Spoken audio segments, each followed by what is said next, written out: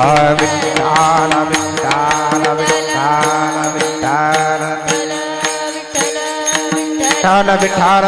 विठ्ठल विठ्ठल विठ्ठल विठ्ठल विठ्ठल विठ्ठल विठ्ठल विठ्ठल विठ्ठल विठ्ठल विठ्ठल विठ्ठल विठ्ठल विठ्ठल विठ्ठल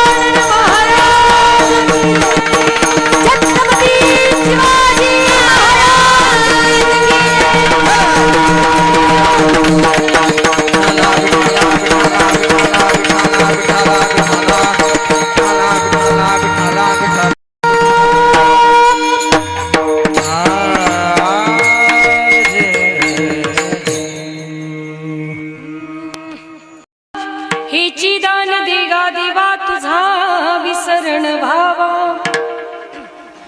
गुण गाईन आवडी हेची माझी सर्व जोडी न लगे मुक्ती धन संपदा न लगे मुक्ती धन संपदा संत संग देई सदा गुण गाईन आवडी हेची माझी सर्व जोडी तुका मने गर्भवासी तुका मने गर्भवासी सुखे गालावे आम्हासी गुण गाईन आवडी हेची माझी सर्व जोडी महायोग पीठे तटे भीमरथ्या वरम पुंडरीकाय दातुं मुनींद्रैः समागत्य तिष्ठन्तमानन्द कंदं परब्रह्मलिंगं भजे पांडुरंगा कारू प्राता मना मना पांडुरंगा कारू प्राता मना मना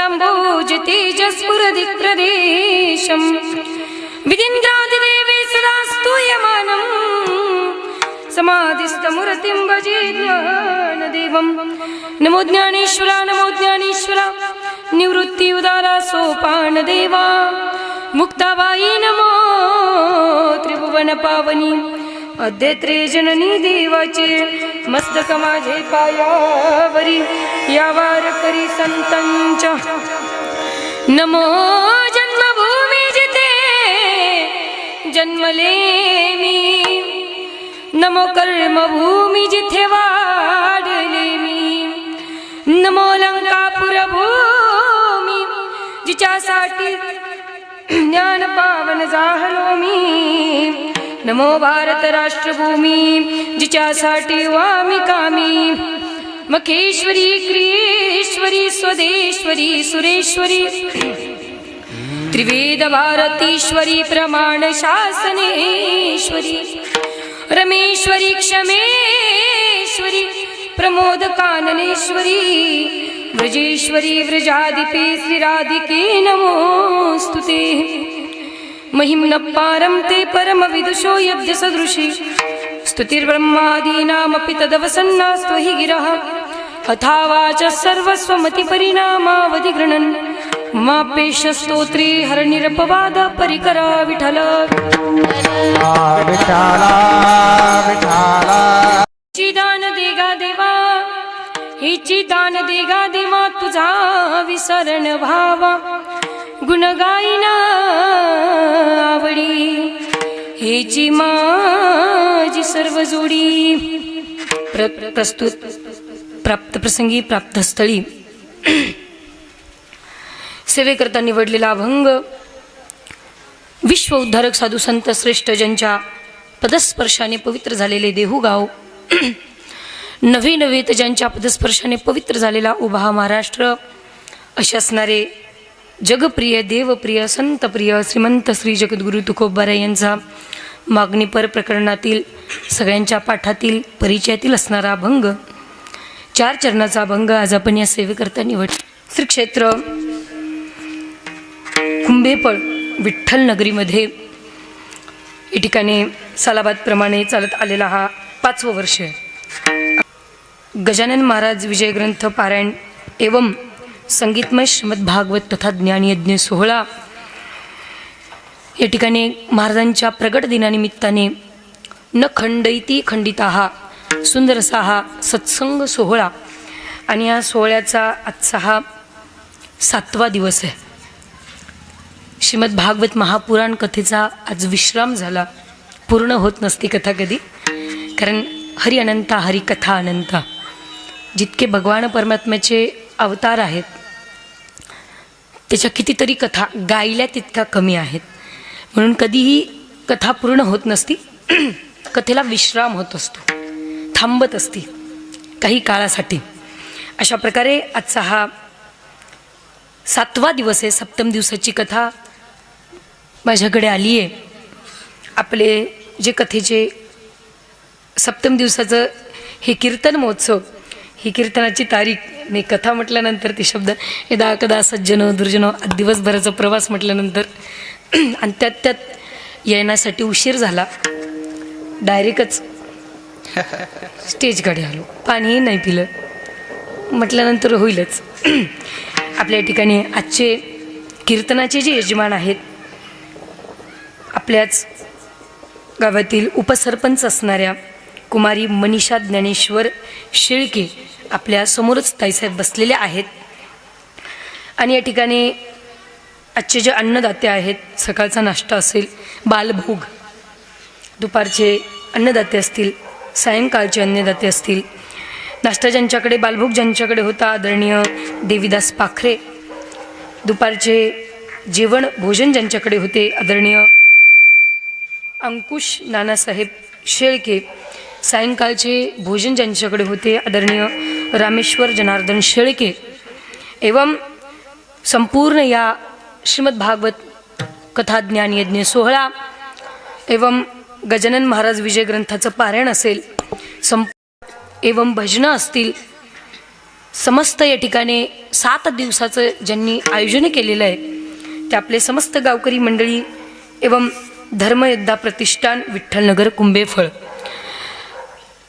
तथा तुम्हा सगळ्या मायबापांचं मला दर्शन आज घडतंय.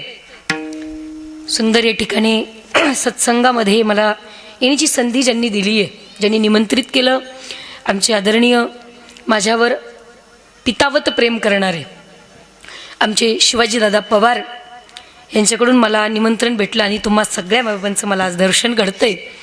एवं गेल्या 7 दिवसापासून तुम्हा अम्मावर मधुरताची सृष्टी बरसवणारे उपस्थित या ठिकाणी गुणीजन कलाकार बंधुवर्ग माझ्यासोबत फार दुरून आलेले आहेत.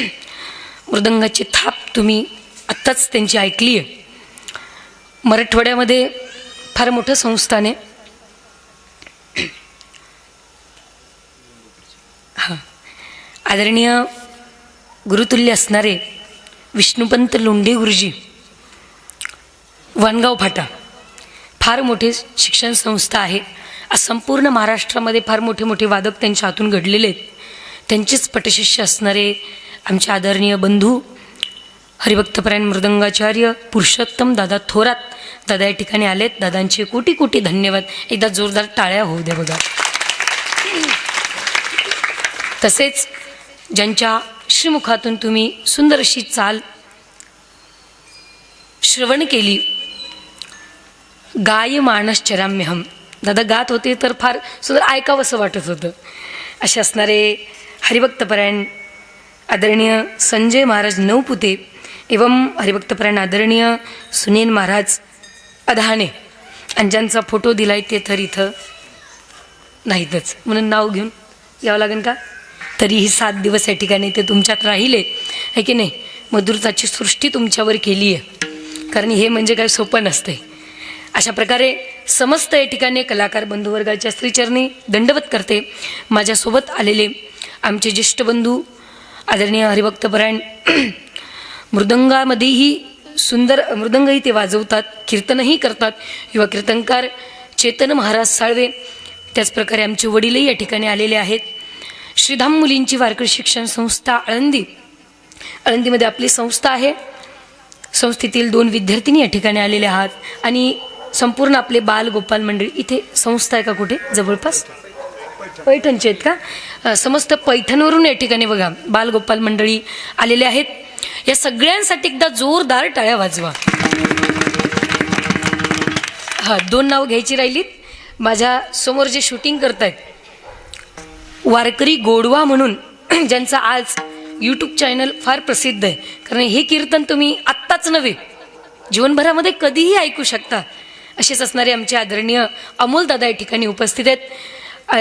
त्याचप्रकारे ज्यांची माईक सिस्टीम आहे कुठे दिसतच नाही मला, ते मध्ये हे बघा. तुमचं नाव मला माहिती नाही, प्रथमच आज तुमचं दर्शन होतंय. मला यातलं काही कळत नाही बरं. माझं आणि माईक सिस्टीमवाल्याचं कधीच बिघडत नाही. त्याचं कारण आहे मला त्यातलं कळत नाही, म्हणजे माझी सांगण्याची बारी येत नाही आणि पुन्हा बोलाबोल काही होत नाही. म्हणून तुम्ही त्यातले ज्ञानी आहात, ज्ञाता आहात. जसं तुम्हाला चांगलं देता येईल त्या पद्धतीने द्या, आहे की नाही. आदरणीय दादांचं नाव काय. गोजे पाटील, गोजे आदरणीय गोजे पाटील दादा या ठिकाणी उपस्थित आहेत. चला सगळ्यांच्या श्रीचरणी साष्टांग दंडवत करते. एकदा भजन करा, त्यानंतर आपण आपल्या चिंतनाकडे वळूया. विठ्ठल विठ्ठल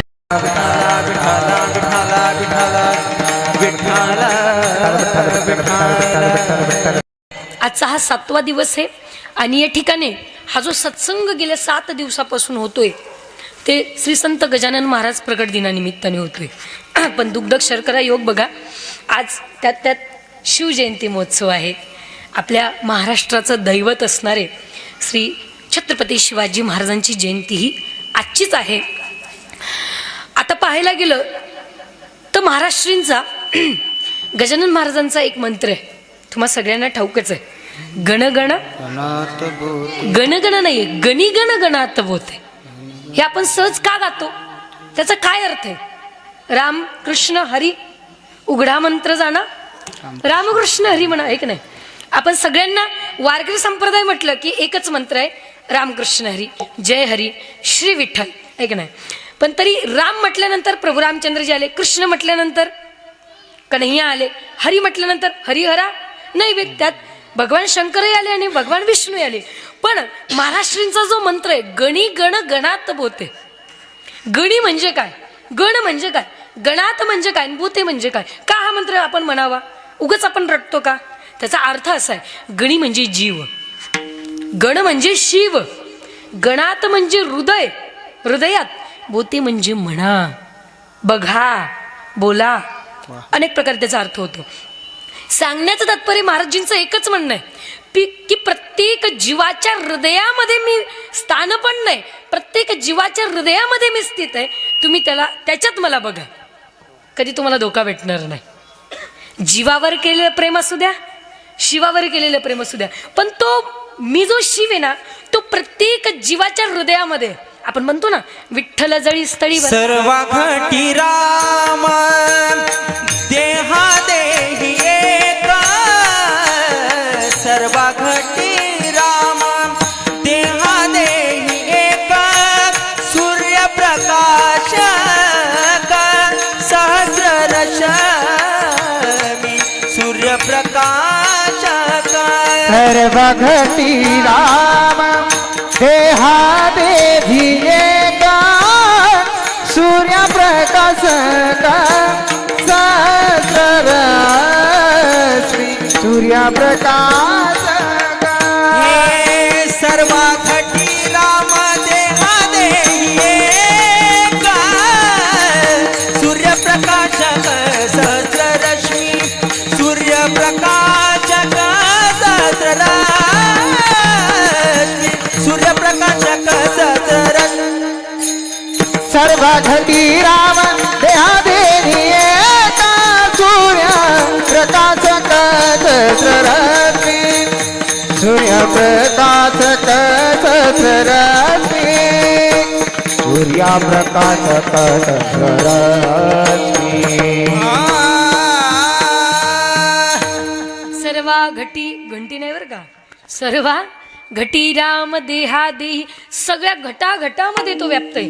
विठ्ठल जळी स्थळी भरला, रीता ठाव नाही उरला, आज म्या दृष्टीने पाहिला विठ्ठलची विठ्ठल. देव नटला नानापदी हरोनी बुरेला चराचर, हरोनी बुरेला चराचर, हरोनी बुरेला देवनटला नानापरी, भरोनी उरला चराचरी, भरोनी उरला चरा, उरला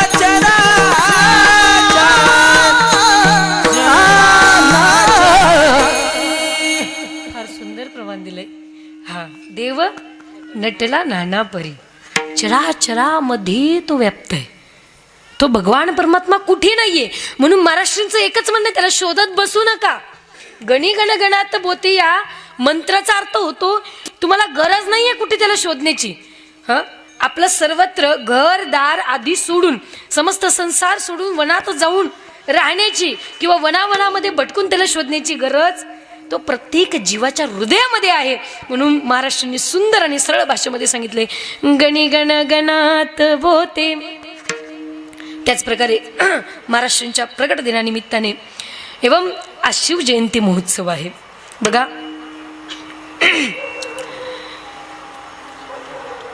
यद्विवाहेच तद्गीत गाणं, शास्त्र म्हणतं ज्याच्या विवाहाला जावं त्याचं गीत पण गावं. नाही कळलं? ज्याच्या विवाहामध्ये जावं त्याचं गीतही खर्चा हुआ तो चर्चा करना पडेगा. है कि नहीं? खर्चा है तो चर्चा करनी पड़ेगी. अगर चर्चा ही ना हुई तो खर्चा किस बात का फिर, उसमें विशेषता क्या है कि नाही? म्हणून आज शिवजयंती महोत्सवानिमित्त का होईना, पण त्यांचं चरित्र नव्हे पण त्यांचे गुण, त्यांनी आज आपल्यासारख्यांसाठी काय आदर्श ठेवलाय, त्यांचे संस्कार फार महत्त्वाचे आहेत. बोलून जाणं फार महत्त्वाचं आहे. कारण पाहायला गेलं, शहाजीराजांच्या मनामध्ये ज्यावेळेस ते मुघलांच्या इथे राहत होते, तिथं सेवक म्हणून काम करत होते ना, त्यांच्या मनातच आपलं स्वराज्य स्थापनेची संकल्पना निर्मित होत होती. आणि त्याच वेळेस जिजाई आईसाहेब गर्भावस्थेमध्ये होत्या. ज्यावेळेस हे मुघलांना कळालं की अरे शहाजी आपला सेवक आहे, आपल्या इथे चाकरी करतोय, गुलामगिरी करतोय, पण आज तोच स्वराज्य स्थापनेची संकल्पना मनामध्ये ठेवतोय. आज जो आपल्या इथे गुलामगिरी करतोय, उद्या न जाणं आपल्याला त्याच्या इथे गुलामगिरी करावी लागू नये म्हणून काहीतरी आपल्याला बघावं लागेल. जसं मुघलांना माहिती झालं होतं त्याच वेळेस शहाजी महाराजांनी जिजाई आऊसाहेबांना शिवनेरी गडावर पोहोच केलं. त्यानंतर काळानंतर 19 फेब्रुवारी 1630 रोजी तिथी होती. फाल्गुन वद्य तृतीयाच्या दिवशी साक्षात दुसरा सूर्य उदित झाला, ते म्हणजे राजे छत्रपती शिवाजी महाराज. मायबाप, आज आपण जे कीर्तन करतोय, आज पाहायला गेलं तर जर ते नसतेच, जर ते जन्माला आले नसते, त्यांनी स्वराज्याचं स्थापित केलं नसतं, तर आज आपल्याला मुघलांच्या पुढे जाऊन कीर्तन करण्यासाठी सुद्धा परवानगी घ्यावी लागली असती. देवळात देवता, घरापुढे तुळशीचं वृंदावन आणि घरामध्ये पतिव्रता, ह्या ज्या 3 गोष्टी आहेत ना, ते केवळ महाराजांमुळे आहेत, केवळ महाराजांमुळे. मान्य, महाराष्ट्रामध्ये कुठेच त्यांचं मंदिर नाहीये, कुठेच मंदिर नाहीये, पण आज प्रत्येकाच्या हृदयामध्ये देवता म्हणून स्थानपन्न झालेत. याच्या व्यतिरिक्त अजून काय पाहिजे? म्हणून छत्रपती शिवाजी महाराजांचं मला चरित्र नाही घ्यायचंय, पण त्यांचा आदर्श घेणं एकटं आहे. म्हणून आज त्यांची जयंती आपण फार मोठ्याने महोत्सव म्हणून साजरा करतो.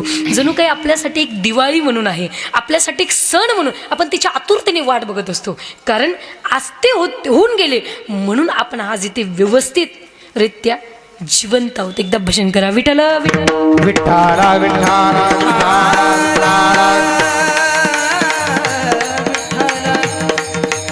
आणि खरं सांगू मायबाप, शिवाजी महाराजांच्या आधी आई जिजाऊ साहेब तशा होत्या म्हणून महाराजही तसे झाले. कारण महाराज ज्या वेळेस 4.25 महिन्याचे होते, छोटेसे बालक होते, 4.25 महिन्याचा बालक, आणि आई जिजाऊ साहेबांना युद्धावर जाण्याची तयारी. कसं जावं लेकराचा विचार नाही केला. त्यावेळेस घरामध्ये जी दासी होती ना, त्या दासीला सांगितलं, बाई मी युद्धावर चालली आहे. हातामध्ये तलवार घेतली.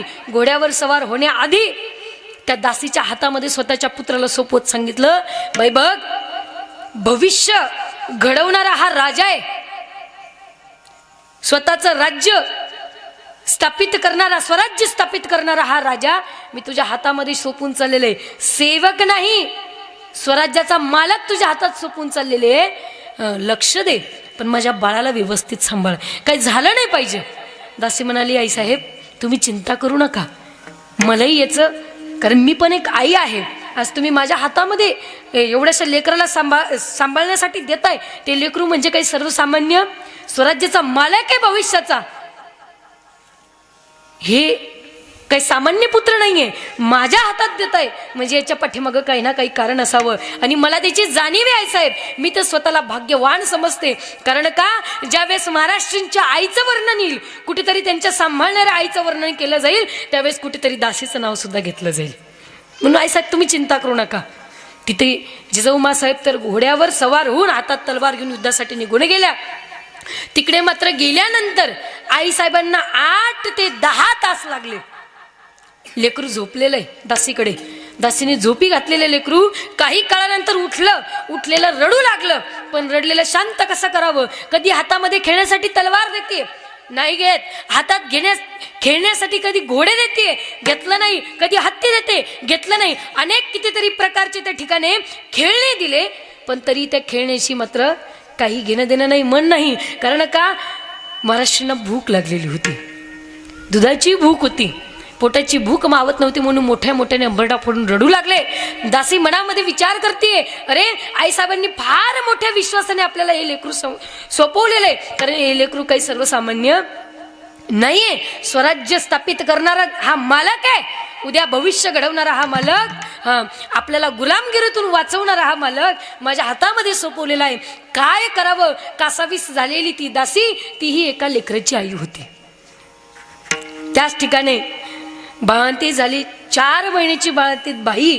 जिजाऊ आई साहेब इकडे 8 तास गेलेल्या, अजून माघारी येत नाहीये. आणि जर लेकरू रडलेलं आई साहेबांना कळालं तर दासरी घाबरू लागली. काय सांगायचं आई साहेबांना? मात्र तिचं ममत्व जागं झालं आणि मातृत्व जागं झाल्यानंतर त्याच ठिकाणी त्या लेकराला घेतलं आणि स्वतः स्तन पाहणं करवलं, दूध पाजलं मायबाप. काही काळानंतर आई साहेब परतल्यानंतर पळतच आई साहेबांकडे गेली, चरणावर मस्तक ठेवलं. आईसाहेबांनी पहिला प्रश्न केला, महाराज रडले का? जागे झाले का? आईसाहेब माफ करा मला, महाराज जागे झाले, पण माझ्याकडून एक चूक झाली. बघा, मी खेळण्यासाठी नाना प्रकारचे खेळणे त्यांना दिले, पण मात्र त्यांनी ते हाताळले नाही, बघितलं सुद्धा नाही, कारण त्यांच्या पोटामध्ये भूक मावत नव्हती. माझंही मातृत्व त्यांना बघून जागा झालं, म्हणून मी माझ्या स्तनाचं दूध त्यांना पाजलं. माझ्याकडून चूक झाली, पण मातृत्वेमुळे ही मी चूक केली. आईसाहेबांना आनंदही वाटला, कारण का एका ममतेचा सन्मान केला, मातृत्वाचा सन्मान केला. हसत मुख त्या दासीकडे बघितलं, काही हरकत नाही. पण आतमध्ये जशा चालत चालत गेल्या, हातातली तलवार खाली सोडली नाही, रक्ताने भरलेले ते हात होते, धुवायला गेले नाही, खडग सोडले नाही, जोही दागिना त्यांनी घेतलेला होता अंगावर तो सोडला नाही.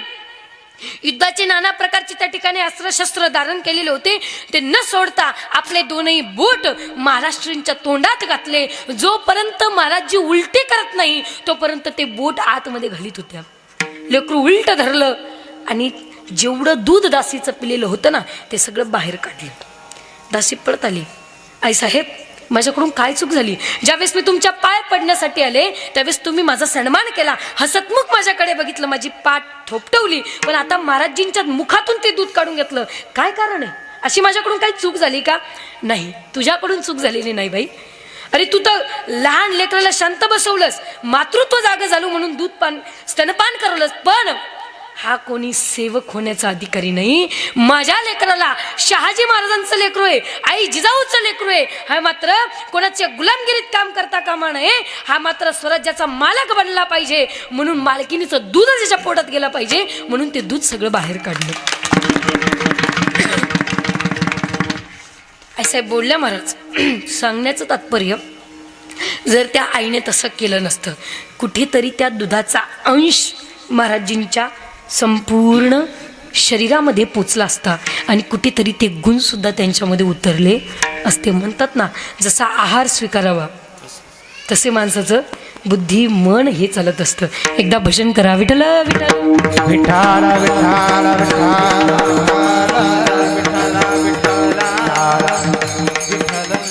म्हणून मायबाप पुढे चालून त्याच महाराजांनी स्वराज्याची संकल्पना, स्वराज्य स्थापित करण्याची संकल्पना आपल्या पित्याची जी मनात चालू होती ना, शहाजीराजांच्या मनामध्ये, ती मात्र स्वतः संकल्पना पूर्ण केली. सांगण्याचं तात्पर्य, आज महाराष्ट्री घडले. आज बघा, शिवजन्म महोत्सवामध्ये ज्या दिवशी शिवाजी महाराजांची जयंती असती, कितीतरी ठिकाणी डीजेवर नाचलं जातं, कितीतरी ठिकाणी त्यांचा फोटो डोक्यावर घेऊन गाडीवर ठेवून मिरवणूक काढली जाते. त्या मिरवणुकीपुढे काही जण दारू पिऊन नाचतात, तर काही जण धिंगाणाही करतात. 12-12 वाजेपर्यंत काही सिगारेट उडूनही तिथे नाचत असतात. पण खरं सांगू, याच्यात उपयोग नाही. शिवजयंती साजरी करण्यासाठी विचार जर केला, महाराष्ट्री एक वारकरी संप्रदायाची विचारधारणा होते. कारण का, आज पाहायला गेलं ना, कितीतरी तरुण पोरांना टाळ घेऊन उभं राहण्याची लाज वाटते कीर्तनामध्ये.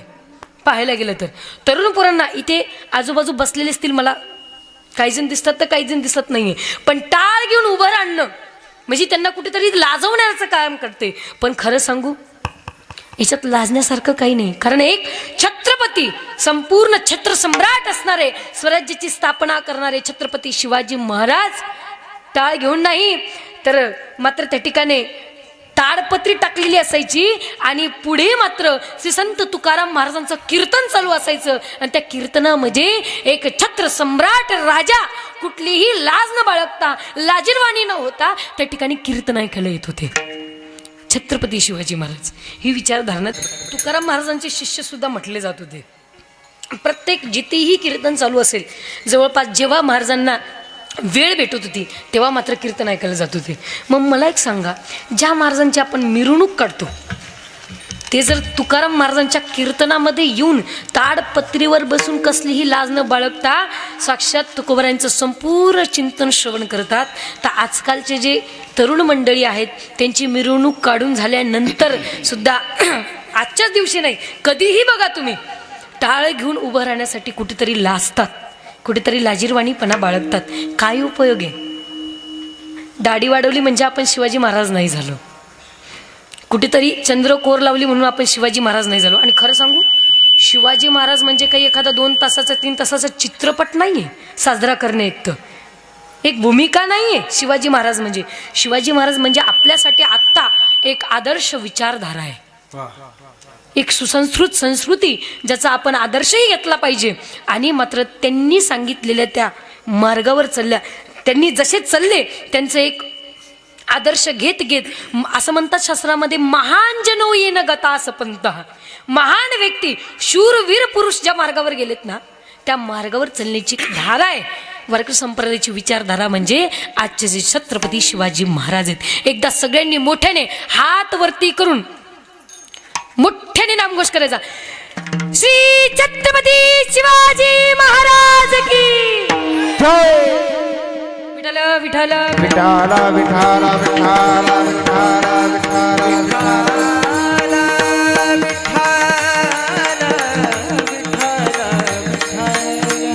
विठाला विठाला विठाला विठाला हे विठाला विठाला विठाला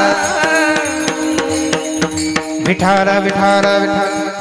म्हणून मायबाप खरं सांगू, एका अभंगामध्ये संत जनाबाई सुद्धा सांगतात, ऐसा पुत्र देई संता तरी त्या आवडे पंढरीनाथा. पुत्र कसा असावा पण, गीता नित्य नेमे वाचे ज्ञानेश्वरी प्रेमे. पुढे सांगितले, संतांच्या चरणा करी मस्तक ठेंगणा. साधू संतांच्या भगवान परमात्म्याच्या चरणावर महापुरुषांच्या, असं म्हणतात शास्त्रकार, वंदे महापुरुषते भगवतच चरणा अरविंदम. वंदे म्हणजे महाराज साधू संतांच्या महापुरुषांच्या चरणावर मस्तक झुकवताना त्यांनी कसली लाज नाही बाळगली पाहिजे, असा पुत्र. म्हणून मायबाप शिवाजी महाराजांसारखे, आता ते गाणं फार पूर्वी निघालेलं आहे, राजे तुम्ही पुन्हा जन्माला या. कशाला जन्माला या? आपण काय केलंय? त्यांनी तरी आपल्यासाठी कुठेतरी आदर्श घडवलेला आहे. आपण त्यांची विचारधारा स्वतः घेऊ शकतो. त्यांनी ज्या मार्गावर चालले, ज्या विचाराने चालले ते विचार आपण धारण करून चालू शकतो. पण आपण त्यांना माघारी काय दिलंय? कशा पद्धतीने आपण चाललो का त्यांच्या ह्याच्यावर? नाही. त्यापेक्षा त्यांनी ज्या मार्गावर चालले, त्यांनी जी विचारधारणा धारण केली तशी विचारधारणा जर आपण धारण केली, रात्रीमध्ये एखादी मुलगी जर 11 वाजेपर्यंत व्हॉट्सअप चालत असेल, 11:30 12पर्यंत जर इंस्टाग्रामवर ऑनलाईन दिसत असेल, फेसबुकवर जर दिसत असेल, तर एखाद्या तरुण बांधवाचं कर्तव्य आहे, जरी ती तुमची बहीण नसेल, जरी तुमची रक्ताची कोणीतरी नातेवाईक नसेल, काही संबंध नसू दे तिच्याशी, हरकत नाही, पण गल्ली बोळामध्ये असू द्या, ओट्यावर असू द्या, घरात जरी ती जर दिसली असेल ना, तर तिच्या जवळ जा आणि तिला विचारा की बाई तू नक्की अभ्यास करतीच आहे का? नक्कीच अभ्यास करतीच आहे का? UPSCचा अभ्यास असो, कुठलाही अभ्यास असू द्या, 10:30च्या 10च्या पुढे तर कुठलाच अभ्यास होत नसतो. तो तसा काळ बी नाही, प्रहर बी नाही. पाहायला गेलं तर 9च्या पुढे सगळे प्रहर काय म्हटले जातात? हा, काळही नाही येतो. पण तिला विचारा की तू नक्की अभ्यास करतीच आहे का? की उद्या होणाऱ्या भविष्यामध्ये तुला तुझ्या वडिलांना रडवण्याचा प्रयत्न करतीस? नक्की काय करते? आणि जर ती चुकीच्या मार्गावर जात असेल ना, तुमची बहीण जरी नसलेल तर एकदा समजावून सांगा, नसेल ऐकत तो 2 कानामागं द्या, पण मात्र तिचं ते बंद करा. ही विचारधारणा आपली असली पाहिजे, कुठेतरी सेफ. सांगण्याचं तात्पर्य, महाराष्ट्रींच्या विचारधारेवर जर आपण चाललो तर नक्कीच आपला महाराष्ट्र पहिल्यासारखाच राहणार आहे. आजकाल जे ऐकू येतंय, ही बोलण्याची सध्या गरज आहे म्हणून मी बोलते. आजकाल कुठेतरी बलात्कार झालेले, कुठेतरी अन्याय केलेला, हे जे ऐकू येतंय ना, त्याच्या पाठीमागं खरं सांगू आपला आहार बी तसा आहे. आपले मायबाप आपल्याला, खरं सांगू तर ही मायबापाची चुकी लेकरं तसे बिघडतात. तर अरे 12-12 वाजेपर्यंत जी लेकर त्यांना बोला ना, तुमचा अधिकार आहे. तुम्ही त्यांना जन्माला घातलेले, त्यांनी तुम्हाला जन्माला नाही घातलेलं. बोला ना त्यांना. तुम्ही जर तशी त्यांच्यावर एक प्रकारे दबाव ठेवला, तशी जर त्यांना विचारधारा दिली, तशी वागणूक जर दिली, तर तुमची लेकरं कधी बिघडणार नाही. आईसाहेबांकडे बघा, ज्यावेळेस महाराज श्री तमाशाला गेले होते, फटकावलं आईसाहेबांनी, बाबा नाचवणाऱ्या मुली नाही घडवायच्यात. हां, तू मुलगी वाचवायची, नाचवायची नाहीये. स्वराज्य स्थापित केल्यानंतर मुलगी वाचवायची, नाचवायची. फटकावलं. होणारा राजा होता, पण तरी फटकवलं. आईचा दबाव, बापाचा दबाव, त्यातही तुमच्या घरातलं खानपान. खरं सांगू, आपले लेकरांच्या मनामध्ये विचार येतात, आणि आजकाल जे हा अत्याचार घडतोय ना, त्याच्या पाठीमागं सगळ्यात मोठं कारण आहे ते म्हणजे आपला आहार, आणि दुसरी गोष्ट आपले मायबापाचे केलेले आपल्यावर संस्कार. बघा आजकाल जे तुम्ही अन्न खाताय, आता जो बोकड मारून खाल्ला जातो, तो बोकड जन्माला आल्याच्या नंतर 3 महिन्याचं ते बोकडाचं ते म्हणतात ना शिळीचं लेकरू बोकड, ते 3 महिन्याचं झालं जन्माला आल्याच्या नंतर, की ते 3 महिन्याचं झाल्या त्याच आईवर कुदृष्टी टाकते, ज्या आईने जन्माला घातलेलं आहे. 3 महिन्याचं बोकड, 3 महिन्याचं ते छोटंसं बछडं ज्या शेळीने जन्माला घातलेलं आहे, 3 महिन्याचं झालं की ते त्याच आईवर कुदृष्टी टाकतंय. आणि विचार करा, तेच बोकड आम्ही मारून खातोय. आलं की नाही? म्हणजे जे आहार आपण ग्रहण करतोय ना, मग ते तसं मारून खाल्ल्याच्या नंतर का तुमच्यामध्ये तसे दुर्विचार उत्पन्न होणार नाही, का तशी दुर्बुद्धी होणार नाही, आणि कशालाही मग हे का होणार नाही? हे घडतात ना, त्याचं कारण तुमचे आहार आहे, आणि तुम्ही तुमच्या केलेल्या मायबापाचे ते संस्कार. एकदा भजन करा. विठ्ठल विठ्ठल विठ्ठल विठ्ठल विठ्ठल विठ्ठल.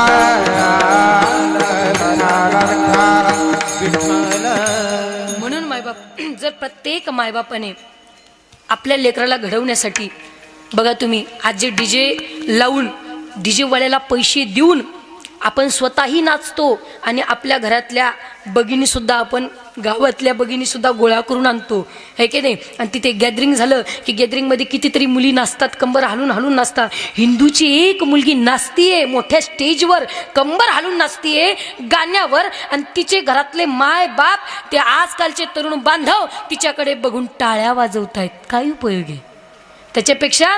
मित्र म्हणते प्रत्येक मायबापाने, हां, कारण जगण्याचं साधन, बोधेबाबांना पुण्यातल्या एका महात्म्याने प्रश्न केला होता, मला जगण्याचं साधन काय, जगावं कसं? बोधेबाबांनी सांगितलं होतं, उत्तरे बोधेबाबांचं, गाथा म्हणजे जगण्याचं साधन आहे, ज्ञानेश्वरी म्हणजे जगण्याचं साधन आहे, गीता म्हणजे जगण्याचं. म्हणून गीता नित्य नेमे वाचे ज्ञानेश्वरी प्रेमे. मी तर म्हणते, आज जे डीजेसाठी आपण पैसे घालवतो, किंवा मिरवणुकीसाठी आपण जे पैसे घालवतो, नाचण्यासाठी आपण जे पैसे घालवतो ना, त्याच पैशाची शिवजयंती जर साजरी करायची असेल ना, तेच पैसे गोळा करा. मित्र म्हणते प्रत्येक गावातून, गावात असलेल्या प्रत्येक घरातून 50-50, 100-100 रुपये घ्या. जे आज तुम्ही गोळा करताय ना, हरकत नाही, कमिटी ठरवलेली असेल ना, त्या कमिटीने प्रत्येकाकडून पैसे घ्यावे, आळंदीत जावं, आळंदीतून गीता, ज्ञानेश्वरी, भजनी मालिका, गाथा अशा स्वरूपाचे ग्रंथ आणावेत. आणि मी म्हणते, ते शिवजयंतीच्या दिवशी अशा कीर्तनामध्ये त्या ग्रंथाची वाटप व्हावी, असे म्हणतात शिवजयंती. अशी जर साजरा केली तर ती शिवजयंती केल्यासारखी होईल. महाराष्ट्रीयांना सुद्धा आनंद वाटेल. नवे आपले गेलेले पितर जे आहेत, पितर जे आपले घडून गेलेत ना, ज्यांनी महाराजांचं दर्शन केलेलं आहे, त्या पितरांना सुद्धा वाटेल, काय माझा महाराष्ट्र घडलाय. एकदा भजन करा. विठ्ठल विठ्ठल विठ्ठल विठ्ठल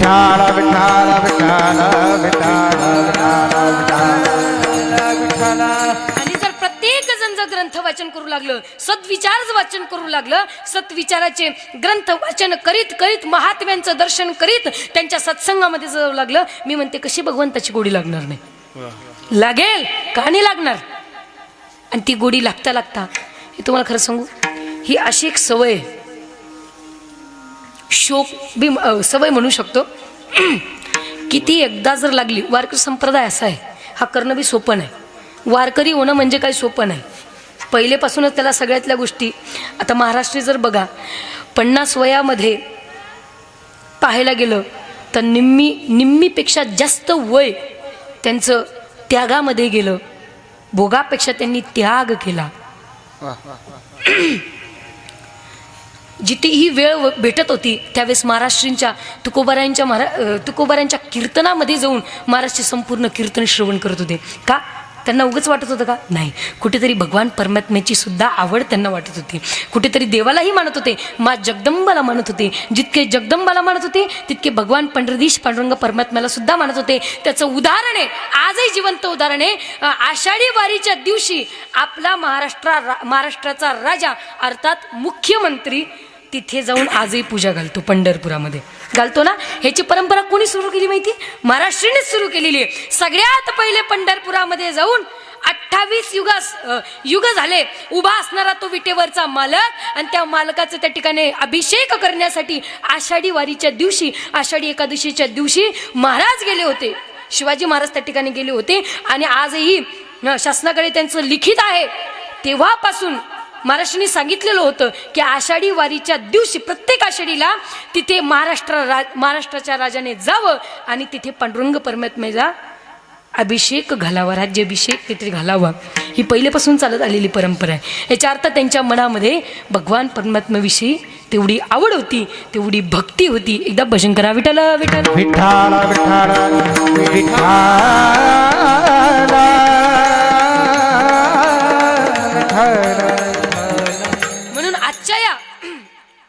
सत्संगातून आपल्याला भगवान परमात्माकडे एकच मागायचं. जसे तुकोबारा मागतात की देवा रे, आजपर्यंत जसं तुझं भजन करत आलो ना देवा, तुझ्या नामाची जशी आवड लागली ना, तसं एकच दान दे. तुला फक्त मी कधी जीवनामध्ये विसरू नये. अभंगाचं प्रथम दान दे गाते बा.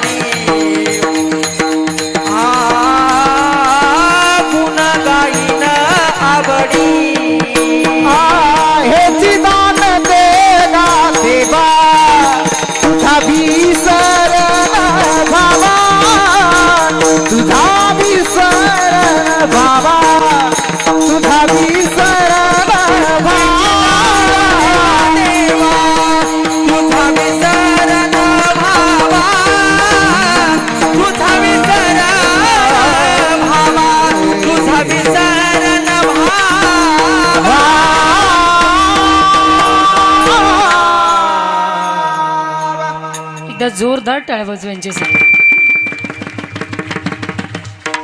महाराज म्हणतात हेची दान दे गा देवा, तुझा विसरण व्हावा. जीवनात काही होऊ दे बाबा, पण तुझा विसर नको पडू देऊ. काही करू दे, कळत नकळत पाप होऊ दे, पुण्य होऊ दे, कुठेही जाऊ दे, कशाही पद्धतीत राहू दे, कशाही अवस्थेमध्ये ठेव, फक्त तुझा विसर नको पडू देऊ. आज श्रीमद भागवत महापुराणाची सांगता झाली. आता खरं सांगायला गेलं तर श्रीमद भागवतामध्ये तुम्ही ऐकलं असेल का नाही माहीत नाही, भवाटवीचं फार सुंदर वर्णन सांगितलेलं आहे. भव माने संसार, आटवी माने जंगल. शिव आणि जीवाचा संबंध सांगितलेला आहे. गणी गण गणात बोते, गणी जीव, गण शिव, गणात हृदयात, बोते बघा भगवान परमात्म्याला त्या हृदयामध्ये बघा. तर त्या जीव आणि शिवाचा संबंध कसा आला? हे दोघं मित्र आहेत, जीव आणि शिव. शिव म्हणजे कोण? तो परमात्मा. शिव म्हणजे भगवान शंकरच नाही, तो परमात्मा. आणि तुमच्या आमच्यासारखा सर्वसामान्य जीव हे कोण आहेत? दोघं सखा आहेत. सखा, सखा कशाला म्हणतात? सह खादती, सह खेलती, सह शयनती इति नाम सखा. सोबतच खातात, सोबतच झोपतात, सोबतच सगळ्या क्रियाकर्म करतात, सोबतच खेळतात, त्याला सखा म्हटलं जातं. मित्र कशाला म्हणतात? यदा कदा मिलती न मिलती इति नाम मित्र. कधी भेटतात तर कधी भेटत नाही, कधीतरी भेट होते, त्याला मित्र म्हणतात. दोस्त कशाला म्हणतात? दोस्त. आपल्या सोबत राहून आपल्या दोषांचा अस्त करणं. नाही कळलं? शब्दनामाने करता, एका शब्दाच्या अनेक अर्थ होऊ शकता. मी माझ्या व्याकरणाच्या पद्धतीने बघते. लघु सिद्धांत मध्ये व्याकरणाच्या दृष्टीने मी अर्थ लावते. दोस्त कशाला म्हणतात? आपल्या सोबत राहून आपल्यातल्या दोषांचा जो अस्त करतो, अस्त म्हणजे बुडवणं, नाश करणं, त्याला दोस्त म्हणतात. मित्रता अशी असावी बरं. आपल्यासोबत राहून आपल्याला तो जर वाईट मार्गाला जात असेल तर आपल्याला अशी मित्रता नसावी. तर तुमच्या आमच्यासारखा जीव आहे ना, हा ज्यावेळेस वरती राहत होता ना देवापाशी जन्माला येण्याआधी, हा कोण आहेत? आपण त्याचे सखा आहेत. कोण आहेत? सखा. खोटं बोलून त्याला खाली आलोत आपण सगळे. हा, हे सगळं भागवतात वर्णन आहे, भवाटवीचं वर्णन आहे. आता नको बोलायला, एकदा भजन करा. विठ्ठल विठ्ठल.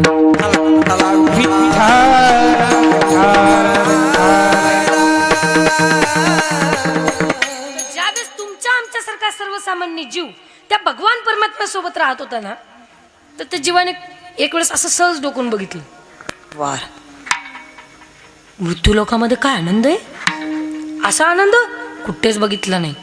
अहो एवढं सुंदर गृहस्थी लोक राहतात. हम दो हमारे झोपल्या का माता हो? झोपल्या? असं असं करा बरं जरा.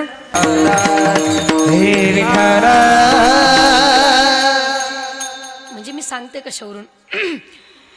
ही पाहायला गेलं तर ही नारदाची गद्दी आहे. कशाची गद्दी आहे? प्रवचन किती तास असते? बोला ना. बरं ते जाऊ द्या. दिवसाचे तास किती आहेत? दिवसाचे संपूर्ण दिवसाचे 12 तास.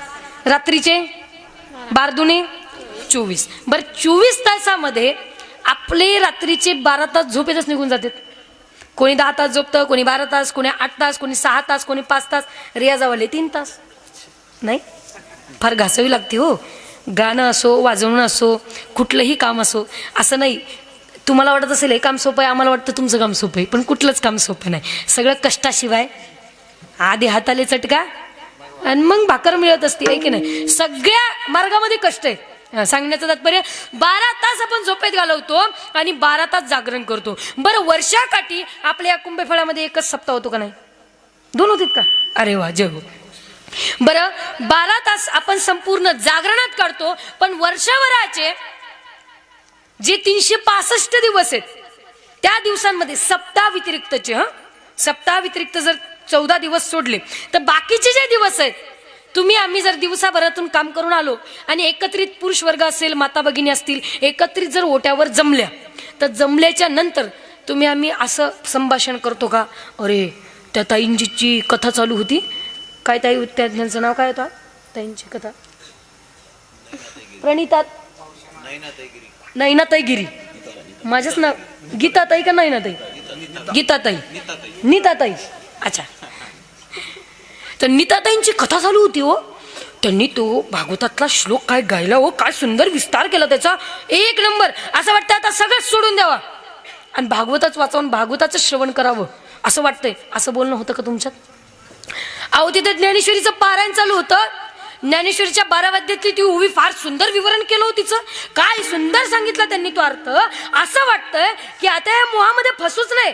घर दार लेकरं बाळा बायको पुरं सगळं सोडून द्यावा आणि ज्ञानेश्वरीचंच पारायण कंटिन्यू कुठे आनंदीत जाऊन ज्ञानेश्वरीच वाचत बसावी, ज्ञानोबाराची कृपा प्राप्तच करून घ्यावी असं वाटते.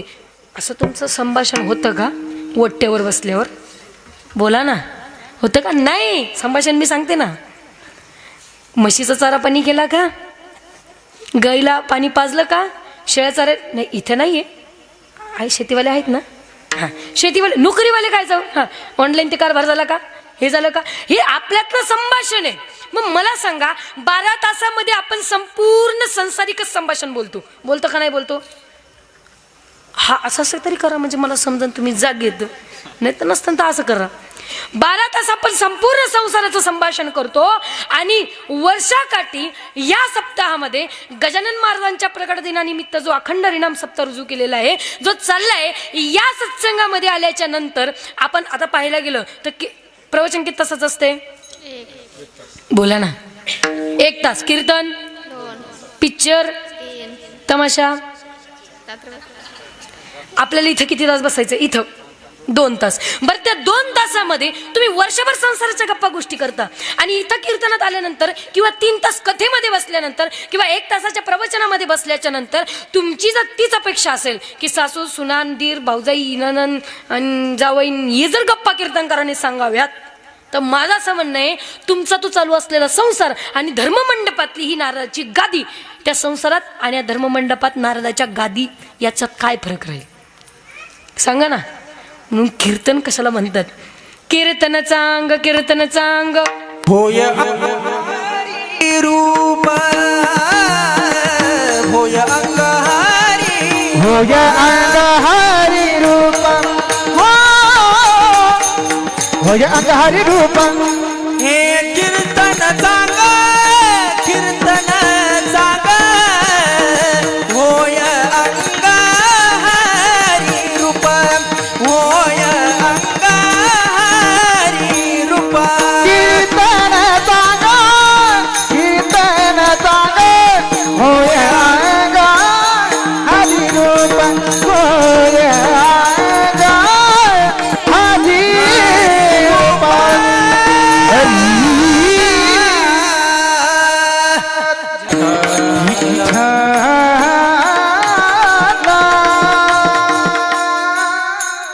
म्हणून माझ्याकडून विनोदाची अपेक्षा करू नका.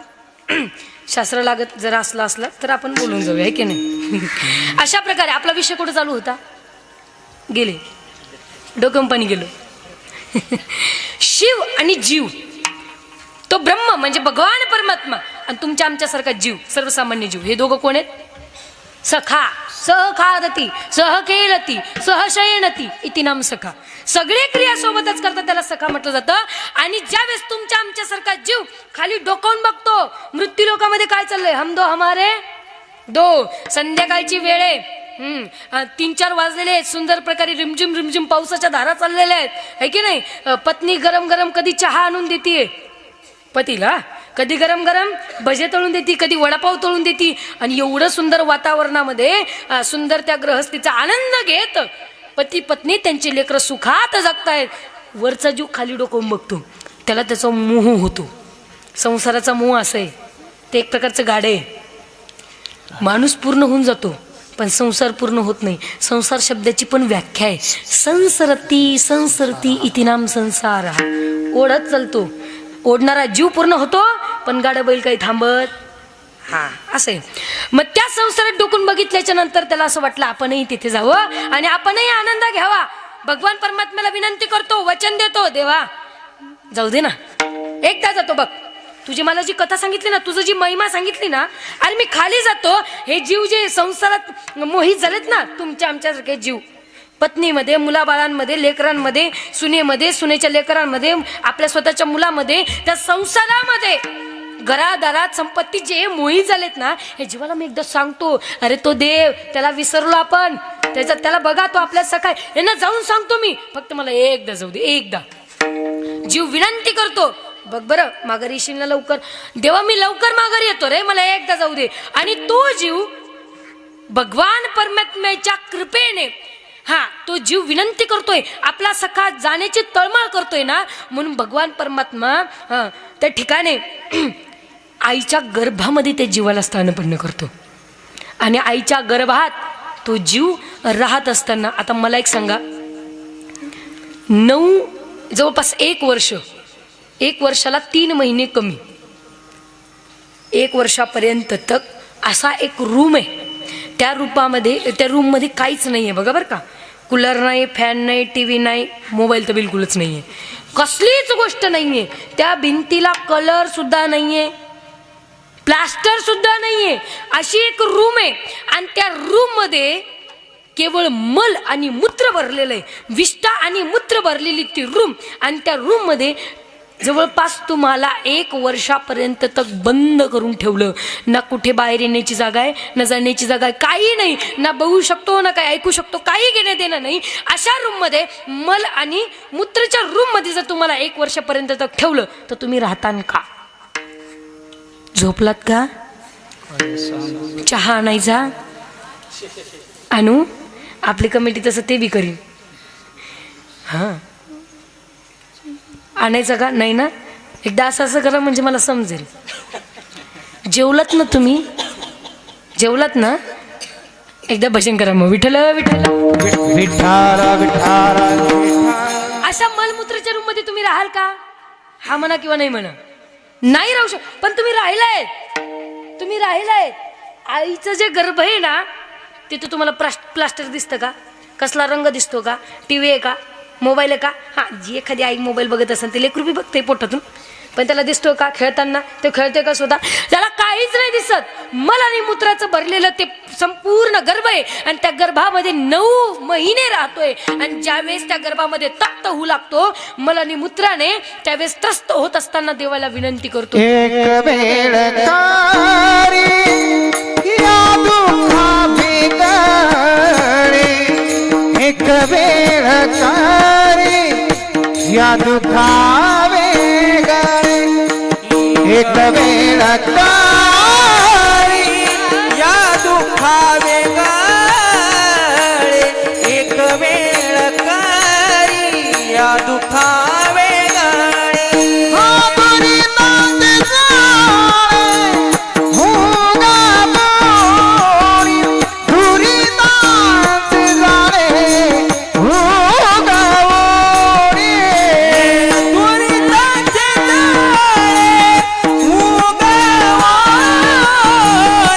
दुरितांचे जाळे उगवणी, आठवीन पाय समाधान बस, आठवीन पाय समाधान बस, आठवीन आठवीन पाय समाधान बस, आठवीन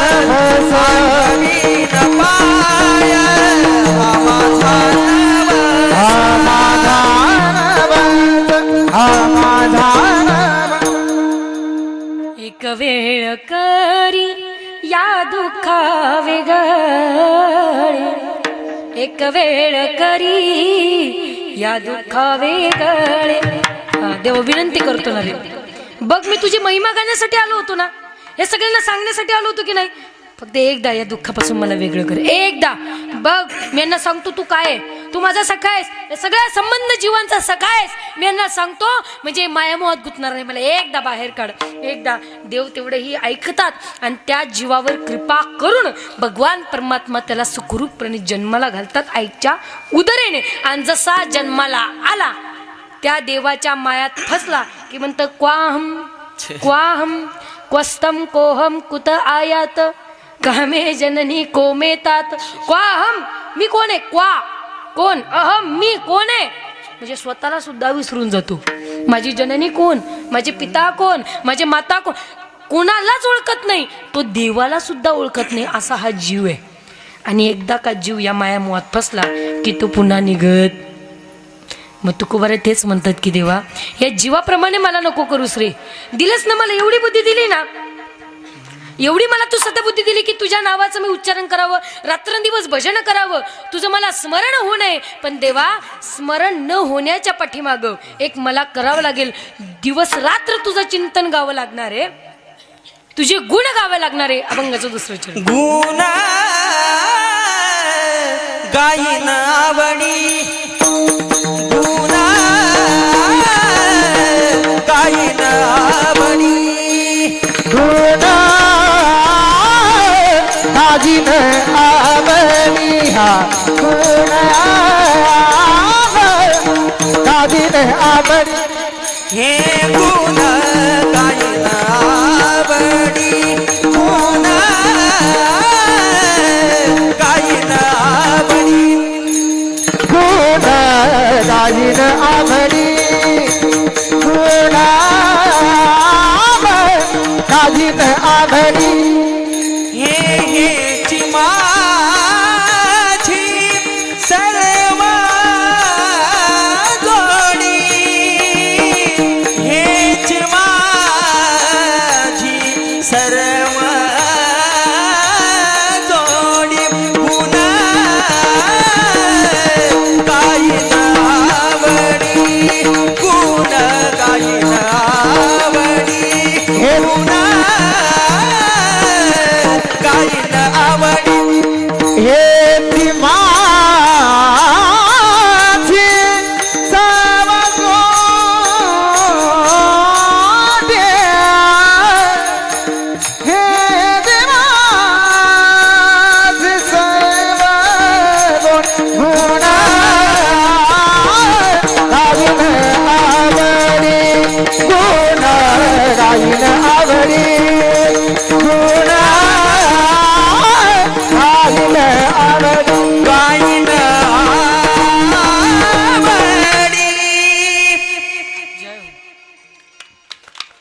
वाजवा वाजवा वाजवा. हा, एखाद्याचं कौतुक करावं तर मन भरून करावं, उगा कुठेतरी असं नाही करावं. छान गायलंय, ऐकायला छान वाटलं का नाही, करा ना कौतुक, काय होत नाही. वाजवा की एकदम मग जोरदार. गुण गाईन आवडी हिची माझी सर. मी देवा तुला मला फक्त एकच दे की मला तुझा विसर पडू देऊ नको. मी तुझ्या नावाचं गुण गाईन, आवडीने गाईन, बाकी मला काही नको रे. कारण ही जी तुझी संपत्ती आहे ना, ही मला माहिती आहे एक दिवस ही माती होणारच आहे. बघा, जीवनभर एखादा व्यक्ती गरिबीतून दिवस काढतो, पुढे येतो, शून्यातून जग निर्माण करतो, जीवनभराची पुंजी कमवून ठेवतो, पैसा आहे का नाही, कमवलेला पैसा इकट्ठा करून ठेवतो. आणि ज्यावेळेस लेकरं मोठे होतात त्यावेळेस त्याला असं वाटतं की आत्तापर्यंत आपण छोट्याशा घरात जीवन काढलं, आता कुठेतरी चांगलं घर घ्यावं, आपल्या लेकरांना सुखसुविधा होतील, आपल्याला व्यवस्थित राहता येईल, आपल्या पत्नीला व्यवस्थित राहता येईल, यासाठी कुठेतरी घर घ्यावं. म्हणून जीवनभराची कमवलेली पुंजी काय घेण्यात लावतो? घर घेण्यात. बरं, ते घर काही सोन्याचं आहे का, कशाचं आहे? वीट म्हणजे काय? मातीचं का नाही? म्हणजे जीवनभर राबतो, कमवतो आणि काय विकत काय घेतो? माती विकत घेतोय. म्हणजे बघा, कमवलेलं धन पण कुठे जाणार आहे? हे मातीतच जाणार आहे. पशवश्च गोष्टी. आता जर पाहायला गेलं तर गाय कुठे राहती? गोट्यात. भार्या गृहे द्वारी जना स्मशाने. जर व्यक्ती गेला तर भार्या कुठपर्यंत येते? स्मशानापर्यंत नाही, उंबरट्यापर्यंतच असती. भार्या म्हणजे पत्नी. उंबरट्याच्या बाहेर येते का? कितीही रडू द्या, कितीही जीव असू द्या, किती बी प्रेम करू द्या, पण तरी ती त्याच्या बाहेर निघत जना स्मशाने. ही जी आपल्या सोबत आपला अंतिम संस्कार करताना जी आपल्या सोबत राहणारी, तिथपर्यंत येणारी मंडळी कुठपर्यंत येते? ही स्मशानापर्यंत. की आपल्या सोबतच चितेत वरती येते? नाही, हे सोबत येत नाही. म्हणजे कितीही काही केलं. तुटला आयुष्याचा दोरा, आयुष्याचा दोरा, तुटला आयुष्याचा दोरा, आयुष्याचा दोरा, तुटला आयुष्याचा दोरा, आयुष्याचा दोरा, तुटला आयुष्याचा दोरा, आयुष्याचा दोरा.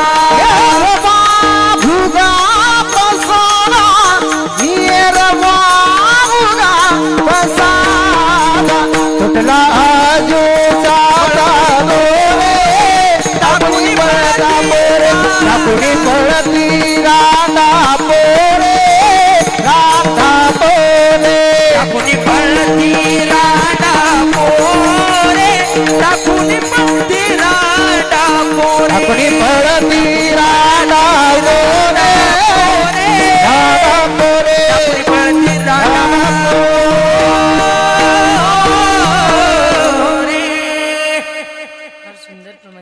भजन करा. विठ्ठल विठ्ठल विठ्ठल विठ्ठल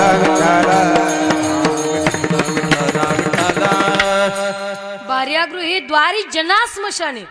हा समस्त जनसमुदाय स्मशानापर्यंतच येतो की चितेत बसून आपल्यासोबत वरती येतो नाही. देहश्चितायाम आपला हा असलेला देह, हे शरीर आपण एवढं नटवतो, एवढं सुंदर ठेवतो, स्वच्छ ठेवतो, ते सुद्धा आपल्यासोबत येत ते कुठे जातं? चितीच्या अधीन, अग्नीच्या अधीन जातं. देहश्चितायाम परलोक मार्गे.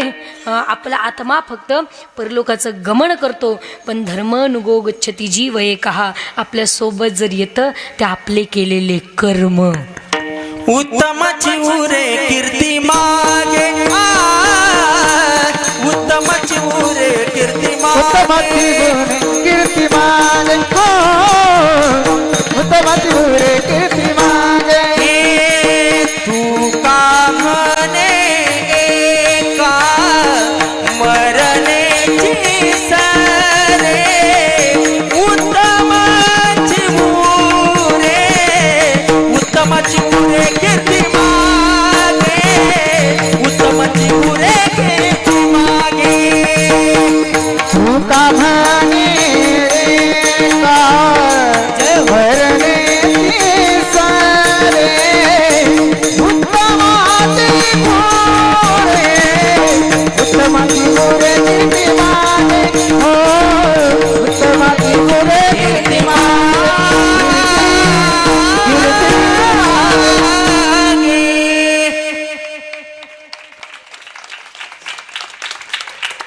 आता प्रत्येक गोष्टीला टाळ्या असतील. बघा, यांनी एवढं सुंदर गावं, दादानी एवढं सुंदर वाजवावं, मी बोलावं आणि तुम्ही तैशीची बैसावं. ऐसे कोण आहे देवी सांगितले? कुठल्या ग्रंथात लिखित आहे का? झोपा घेऊ नका. आता आनंदाने सगळ्यांनी हात वरती करा, आनंदाने भजन म्हणायचं. हां हां हां, सगळ्यांनी सगळ्यांनी. विठोबा रखुमाई, जय तो बारक माझे, विठो बारक माझे, हे विठो बारक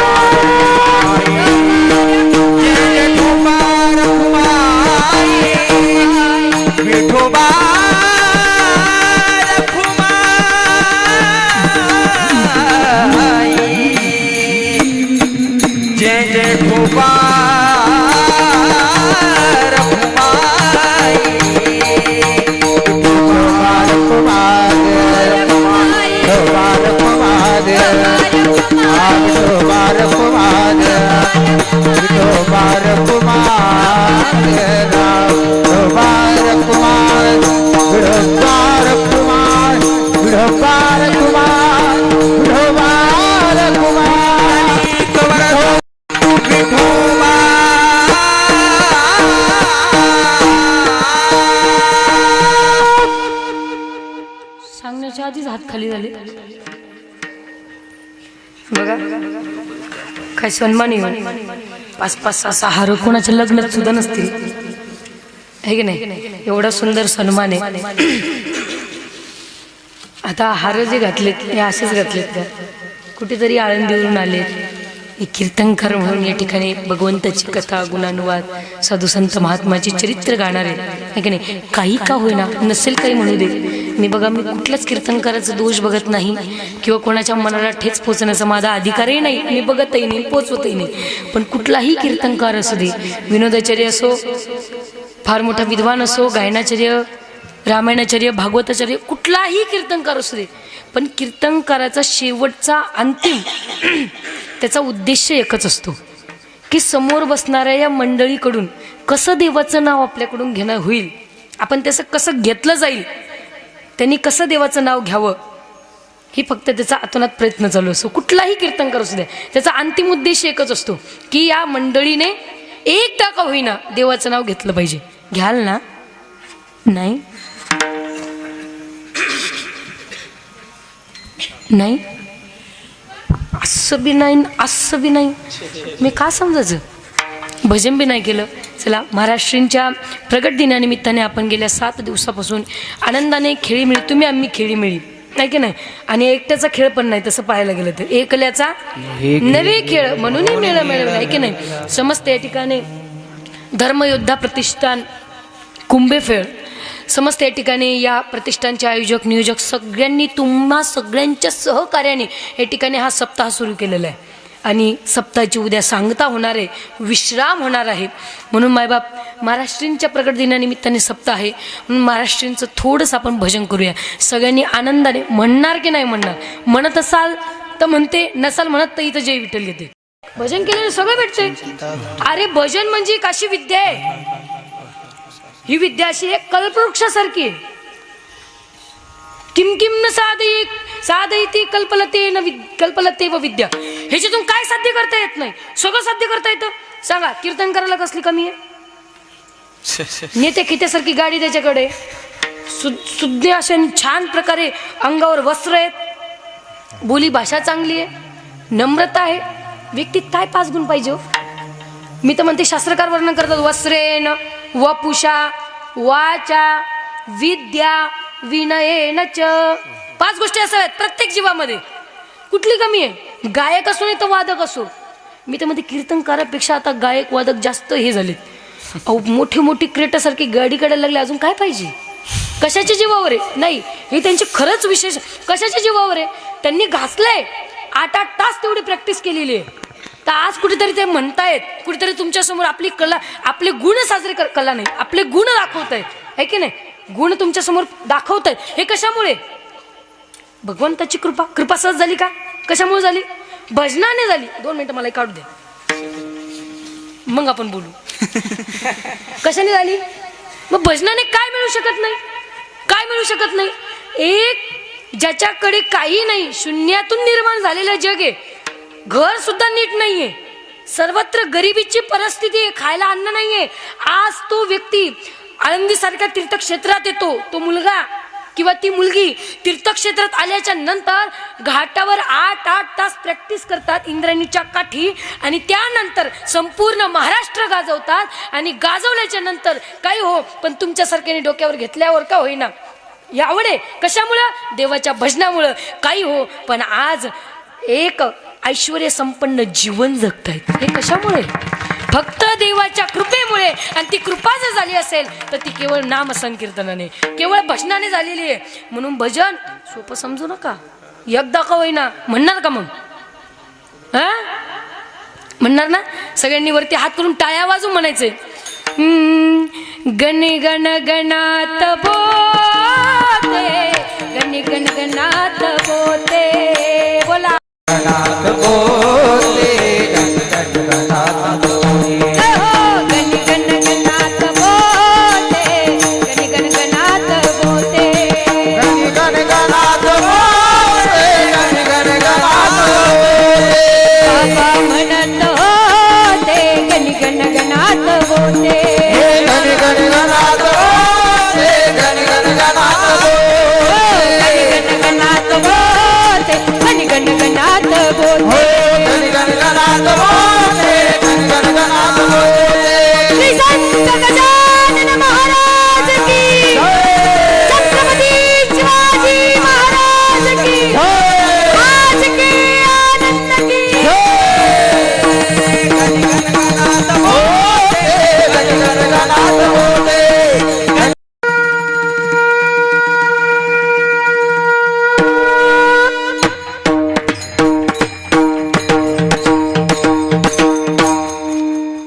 आता सांगा, आनंद आला का नाही आला?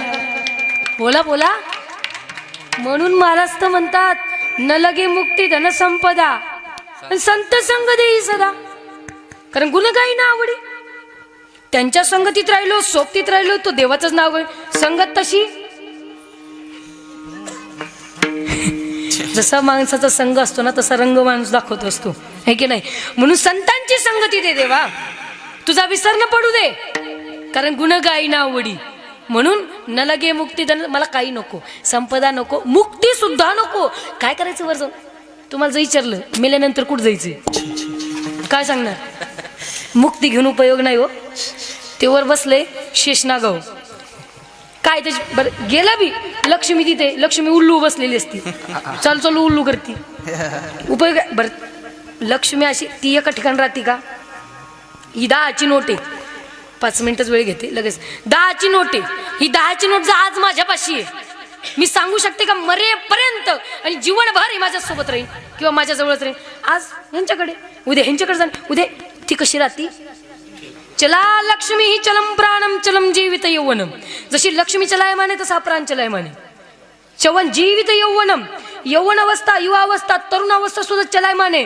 कायमच व्यक्ती असू शकत नाही. म्हणून चला चले ती संसार आहे आणि धर्म एक हो ही निश्चला. संसार चलायमाने पण धर्म एकच तिथे आहे. म्हणून आपला धर्म एकच सांगतो, भजन, देवाचं भजन. म्हणून न लगे मुक्ती धन संपदा. बरं मुक्ती बी नको, महाराज काय म्हणतात मुक्ती बी नको. बरं मुक्ती म्हणून काय करणार आहे? वरती गेलं ती लक्ष्मी पाय दाबत बसली, देवाकडे बघून काय करायचं? बरं देवाकडे बघण्यात आनंद. बरं मी तुम्हाला एकच प्रश्न करते, गेल्या 5 वर्षापासून आपण भागवत कथा 5 वर्षापासून चालू आहे का? तुम्ही तरी असं करा नाही तसं करा. 5 वर्षापासून चालू का? पहिलं वर्ष भागवताचं पहिलं. अरे वा. बरं गेल्या 7 दिवसापासून तुम्ही एकदा भागवत ऐकलं की परीक्षित राजाला मुक्ती मिळाली. आपण एकदा ऐकलं हरकत नाही, पण 5 वर्षापासून इथं पारायण चालू आहे. हा पारायण 5 वर्षापासून चालू आहे. महाराष्ट्रींच्या कृपेने, गजानन महाराजांच्या आशीर्वादाने भागवत कथा आपण पहिल्यांदा कळू ना, पण संपूर्ण 7 दिवस मोठ्या मोठ्यांची कीर्तनं, संध्याकाळचा हरिपाठ, एवढा सुंदर सत्संग आपण गेल्या 7 दिवसापासून करतोय. बरं आता मला सांगा, या सत्संगात तुम्हाला आनंद भेटतोय की देवाचं तोंड पाहण्यात आनंद भेटतोय? बोला ना. सत्संगात देवाचं दर्शन करावं, पण देवाचं दर्शनाचा कितपत आनंद असतो? क्षणार्धासाठी. त्याचं दर्शन झालं, बरं झालं, कृतकृत्य झालं, बस बस झालं बाबा, आनंद झाला, तुझं दर्शन भेटलं, बास. पण सगळ्यात जास्त जर आनंद असेल ना तर त्याच्या नामात आहे. तू कोणाला म्हणतात वरती जाऊन उपयोग नाहीये. मुक्ती नको, न लगे मुक्ती धन संपदा, संत संग देई सदा. संतांचा संग दे रे बाबा. म्हणून जर पुन्हा जन्माला घालायचं असेल ना तर सुखात घाल आणि संतांच्या संगतीत. तुका म्हणे गर्भवासी, तुका म्हणे गर्भवासी, तुका म्हणे गर्भवासी, तुका म्हणे गर्भवासी राम. तुका म्हणे गर्भवासी,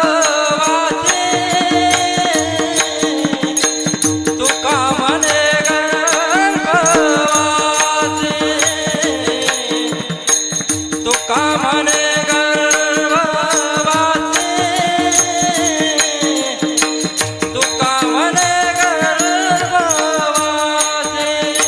सुखे